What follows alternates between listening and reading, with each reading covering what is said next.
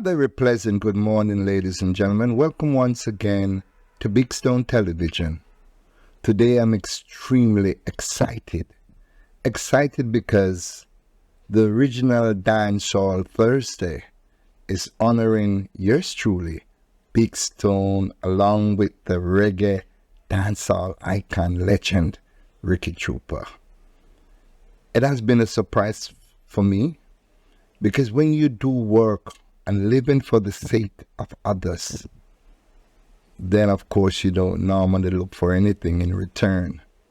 So to see the founder of Dancehall Thursday, O'Neal Famous, actually reaching out and honoring myself and Ricky Trooper, it makes me feel good to know that the work that I've done in years gone by, it is being recognized today.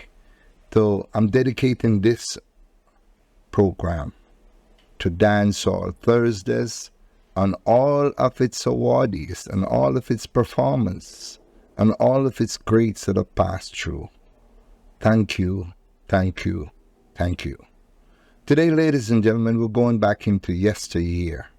We're going to be talking about one of Jamaica's great record producer, a man who, in his own right, and the right of the people and the right of the world, is not just a legend, but an icon. We're talking about Leslie Kong. Now, Leslie Kong was an influential Chinese Jamaican reggae producer.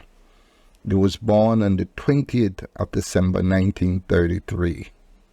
Leslie and his two older brothers, Cecil and Lloyd, ran a restaurant, ice cream parlor, and record shop called Beverly's in Orange Street, Kingston. In 1961, he encountered a young Jimmy Cliff outside of his shop singing a song he had written called Dearest Beverly, in the hopes that the mention of the establishment would convince Kong to record him. This encounter led Kong to launch his own record label, Beverly's, and to record Cliff's song, launching Cliff's career in the process.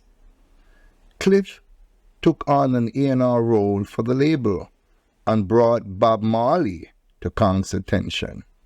In 1962, Kong recorded Marley's first single, One Cup of Coffee, and Judge Not, and Jimmy Cliff's first hit, Miss Jamaica. Kong, known in Jamaican music circle as the Chinaman, quickly established himself as the island's leading producer of local popular music. Throughout the 1960s, Kong kept recording many leading Jamaican artists from ska to reggae through rocksteady, including Joe Higgs, Desmond Dekker, Toots and the Maytals, Derek Morgan, John Holt, and Stranger Cole. A wise businessman, Kong was one of the original shareholders in Island Records, along with Chris Blackwell and Australian engineer Graham Goodall. Starting in 1963, Kong began licensing ska recordings to Blackwell for release in UK and Ireland's Black Swan imprint. After Blackwell bought out Kong and Goodall's share in Ireland in 1967, Kong formed a second partnership with Graham Goodall, who created the Pyramid label in the UK for the successful release of Kong's rocksteady and early reggae production.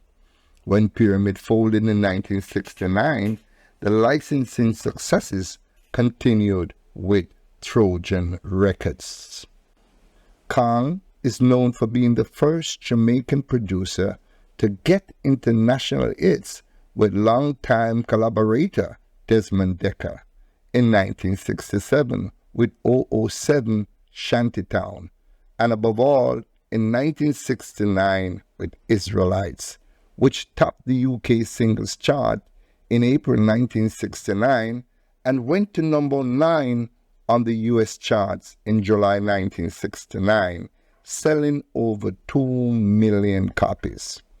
During the early reggae period, he worked with Bob Marley and the Wailers, the best of the Wailers, and enjoyed several successful hits with the Pioneers, Long Shot, Kick the Bucket, and the Melodians, Rivers of Babylon, and Sweet Sensation. His work with the Maytals also led to many hits, including 5446, That's My Number, and the UK charting single, Monkey Man. Matthew Sherman explained the relationship between the Maytals and Leslie Kong as from 69 to 71. Toots Hibbert Could Do No Wrong recording for Leslie Kong. With a consistent nucleus of musicians, the Beverly's All-Star Jackie Jackson, Gladstone Anderson, Winston Wright, Ox Broad, Rod Bryant, Paul Douglas, and Winston Grennan, and the Maytals' brilliant harmonizing, Toots wrote and sang his unmistakable voice about every subject imaginable.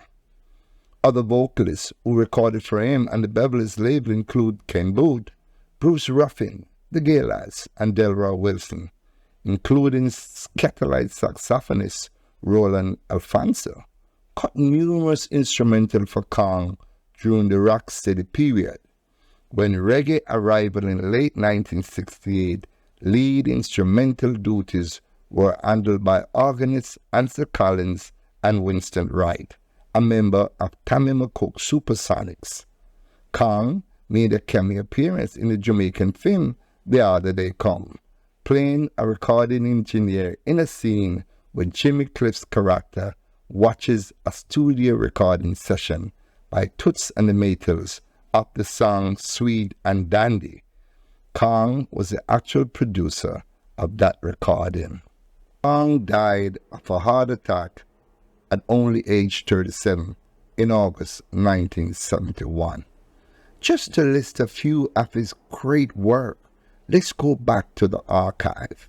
Various artists: Original Reggae Hot Shots 1969, King Size Reggae 1970, Golden Hits by the Greats 1970, Reggae Chart Buster 1970, King Size Reggae 1970, Hot Shots of Reggae 1970, Best of Beverly's Records 1969 to 1970, the Best of Beverly's Records or Masterpiece from the works of Leslie Kong 1981, the King Kong Compilation 1981, Leslie Kong's Connection Volume 1 1969 to 1971, Leslie Kong's Connection Volume 2 1969 to 1971.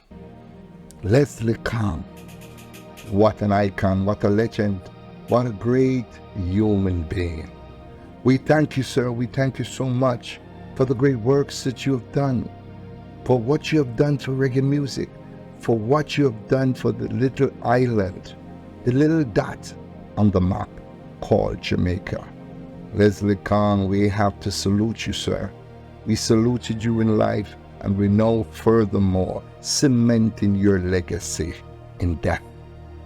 To all his family, I want to offer again my heartfelt condolences, thanking you for the support, thanking you for giving us your father, your brother, your son to us as Jamaicans.